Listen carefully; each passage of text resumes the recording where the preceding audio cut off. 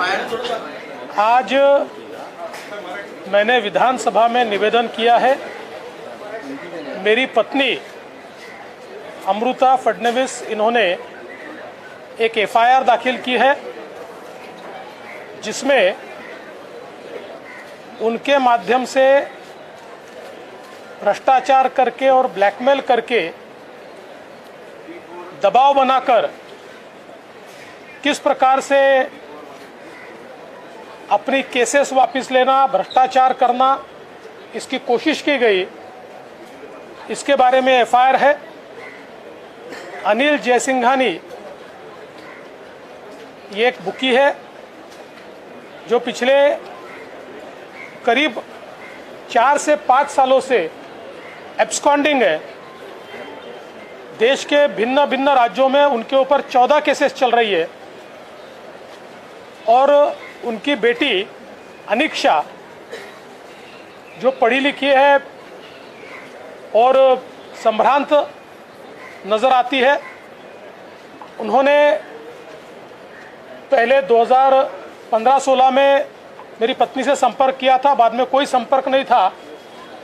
और जिस समय महाराष्ट्र में एमवीए की सरकार आई, उसके बाद 2021 से वह वापस मेरी पत्नी के संपर्क में आई। उस समय उन्होंने ये बताया कि मैं ड्रेस डिज़ाइनर हूँ, मैं ड्रेस डिज़ाइन करती हूँ, आप मेरे ड्रेसेस पहनिए। मैं आर्टिफिशियल ज्वेलरी का काम करती हूँ। और धीरे धीरे मेरे पत्नी का विश्वास संपादित करने की कोशिश की। मेरी माँ गुजर गई है, उस पर मैंने किताब लिखी है, आप उस किताब का विमोचन कीजिए। मैं 50 प्रमुख महिलाओं में आई, मेरा स्वागत कीजिए। ऐसी कई चीज़ें बताकर वो बहुत करीब आई और फिर उसने एक बार ये कहने की कोशिश की कि मेरे जो पिताजी है वो पुलिस को इन्फॉर्म करते थे, बुकीज को पकड़ कर देते थे और उसके बदले में पैसा मिलता था और ये काम में आप मुझे मदद कीजिए। और ये बोलना उसने शुरू किया। जैसे सरकार बदली और हमारी सरकार आई, उस समय ये बोलना शुरू किया तो मेरी पत्नी ने बहुत स्पष्ट रूप से कहा कि हमारा काम नहीं है। फिर उसने कहा मेरे पिता को फंसाया गया है, उनके ऊपर गलत केसेस लगाए गए हैं। तब मेरी पत्नी ने बहुत स्पष्ट शब्दों में कहा कि आपको अगर फंसाया गया तो आप एक निवेदन डीसीएम को दीजिए, वे उस पर देखेंगे। लेकिन धीरे धीरे ऐसा ध्यान में आया कि ये कुछ गलत काम कर रही है और फिर उसने एक दिन ये कहा कि मेरे पिताजी को छुड़ाने के लिए हम 1 करोड़ रुपया लेने को तैयार है। और उसके बाद कई बातें और कही और मेरी पत्नी ने उसके बाद उसको ब्लॉक किया। ब्लॉक करने के 2 दिनों बाद, यानी मोबाइल पर ब्लॉक किया, ब्लॉक करने के 2 दिन बाद एक अननोन नंबर से कुछ मैसेजेस और कुछ वीडियोस आए और उसके बाद उसमें जिन्होंने भेजे थे वो अनिल जयसिंघानी थे कि आपने मेरी बेटी को ब्लॉक किया, आप अनब्लॉक कीजिए, हमको हमारी सारी केसेस वापस ले लीजिए। और कुछ और डिमांड्स की गई, ये करिए नहीं तो ये जो वीडियो है हम सार्वजनिक करेंगे। अब ये वीडियो क्या है, तो इसमें वो मेरी पत्नी को एक हार पहना रही है, मेरी पत्नी को अंगूठी पहना रही है। यहाँ तक तो ठीक है, लेकिन 2 वीडियो ऐसे तैयार किए हैं कि जिसमें एक वीडियो में वो बाहर कहीं पर एक बैग में पैसे भर रही है और बाद में उसी प्रकार की बैग वो मेरे घर में काम करने वाली महिला को दे रही है और फिर उसने कहा कि मैंने पैसा दिया है।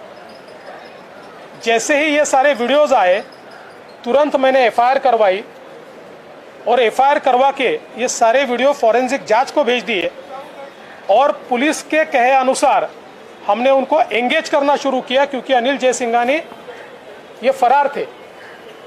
फॉरेंसिक में ये तो बिल्कुल क्लियर कट रिपोर्ट आया कि जो पैसे भरी हुई बैग है और जो दी हुई बैग है उसमें अंतर है, और फ्रेम बाय फ्रेम बहुत क्लियर कट वो सारी बातें एस्टेब्लिश हुए, उसका क्लियर कट रिपोर्ट भी आया।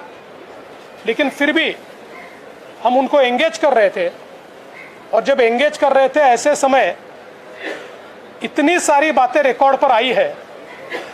कई नेताओं के नाम आए हैं, कुछ अधिकारियों के नाम आए हैं, और ऐसा मानना है कि शायद एमवीए की सरकार में अपनी केसेस वापस लेने के लिए इस कॉन्स्पिरेसी की शुरुआत उन्होंने की थी, और सरकार बदल गई तब उनके ध्यान में आया कि अब ब्लैकमेल करके हम अपनी केसेस वापस ले सकते हैं।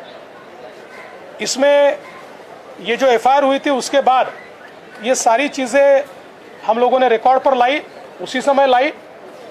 एफआईआर इसलिए डिक्लेयर नहीं किया था क्योंकि ये जो एब्सकॉन्डिंग व्यक्ति था इसको पकड़ना था, इसके साथ एंगेज कर रहे थे, क्योंकि ये वीपीएन से बात करता था, ये नंबर से बात नहीं करता था।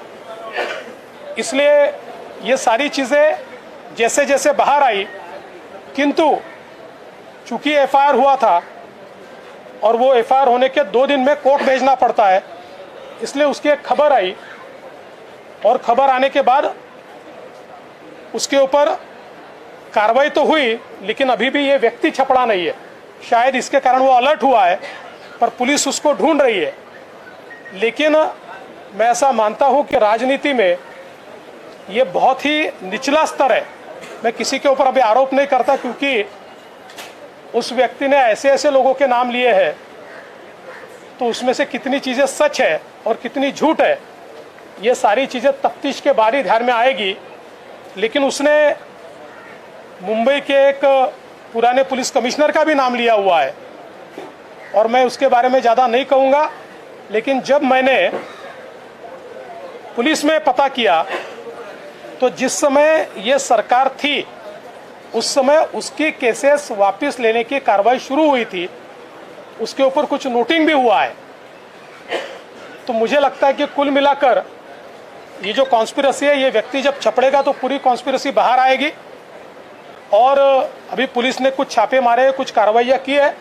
मैं इससे ज़्यादा इसलिए नहीं बोलना चाहता कि पुलिस की तफ्तीश में मैं ज़्यादा दखलंदाजी नहीं करना चाहता, किंतु मुझे लगता है कि जो मैं लगातार कह रहा था कि जिस समय पुरानी सरकार थी कुछ प्रयास किए जा रहे थे, वो तो अलग प्रयास थे, एक नया प्रयास ये सामने आया है, और इसके एविडेंस जैसे ही मुझे मिलेंगे तो मैं बाकी बचे हुए एविडेंस भी आपके सामने लाऊंगा। कुछ चीज़ें चार्जशीट के माध्यम से आएगी, तब आपको मिलेगी। मराठीमध्ये मी सभागृहात निवेदन केलेलं आहे। हिंदीत झालं नव्हतं म्हणून हिंदीच्या सगळ्या पत्रकारांची विनंती होती की हिंदीत निवेदन करावं, म्हणून मी हिंदीत निवेदन केलं आहे। आणि राजकीय कट वाटतो, यामागे राजकीय कट आहे, राजकीय कट आहे असं आहे। राजकीय कट आहे की नाही हे लवकरच ठरेल। इतक्या वेगवेगळ्या लोकांचे नावं घेतले आहेत, पण एकीकडे प्रायव्हेटली ते सांगतात की यांनी सांगितलं, मग इनडायरेक्टली परत मेसेज पाठवतात की तुम्ही म्हणाल त्याचं नाव घेऊ। याचा अर्थ अशा लोकांवर विश्वास ठेवता येत नाही, आणि म्हणून जोपर्यंत पुरावा हाती येत नाही तोपर्यंत त्या संदर्भात मी बोलणार नाही। सुप्रीम कोर्टामध्ये वायरल हो गए थे, और इससे पहले भी एक पूर्व मंत्री ने आप पर कुछ आरोप लगाए थे। उस केस से इस केस का कुछ लिंक है क्या? उस केस से इसका कोई ताल्लुकात दिखता नहीं है। सर, सुप्रीम कोर्टामध्ये तो देखिए, ऐसा है, उन्होंने कई लोगों के नाम लिए हैं, इसका मतलब वो सच है या नहीं है, इसकी तफ्तीश किए बिना तो नहीं किया जा सकता। कल को कोई हमारा नाम ले ले तो थोड़ी हम कोई दोषी होते, इसलिए इसकी तफ्तीश होगी। जो बातें उन्होंने कही है, क्योंकि हम लोग तो एंगेज कर रहे थे, तो एंगेज करने में कुछ बातें उन्होंने मोबाइल पर कही है, कुछ उनकी बेटी ने प्राइवेटली कही है, उसको भी हमने उसी समय पुलिस को बताया है। तो ये पूरी केस डायरी चल रही थी, ये थोड़ा और समय शायद मिल जाता तो ये व्यक्ति भी हाथ में आ जाता। सर कपिल सिब्बल यांनी सुप्रीम कोर्ट नहीं, मुझे अभी अभी उसका अपडेट नहीं। सर कपिल सिब्बल यांनी सुप्रीम कोर्टामध्ये एक युक्तिवाद केला त्यात ते म्हणाले देखिए, मैं इसके बारे में इससे ज़्यादा नहीं बोलना चाहता। आप भी इसमें अटकलें मत लगाइए। जल्दी कई चीज़ें बाहर आएगी और चार्जशीट में तो बहुत ज़्यादा चीज़ें आएगी, क्योंकि कुछ फॉरेंसिक रिपोर्ट आए हैं, कुछ आने बाकी है। कैसे वीडियो में पीछे से आवाज़ लगाई गई, ये चीज़ें भी ध्यान में आ रही है। तो ये सारी चीज़ें जल्दी बाहर आएगी। सर बेईमानी एक सवाल ये है, क्या वाकई में सिर्फ केसेस से छुटकारा पाना? विधायक है, कोई पद पर है। आप मुझे लगातार अलग अलग तरीके से वही प्रश्न पूछ रहे हैं। मैं बहुत जिम्मेदार नेता हूँ, इसलिए मैंने किसी का भी नाम लेने से पहले, कोई अपराधी किसी का नाम लेता है इसलिए वो नाम मैं यहाँ पर लूँ, ये गलत बात होगी। हाँ, उसमें अगर कोई भी सुराग मिलेगा तो नाम मैं पक्का लूँगा। सर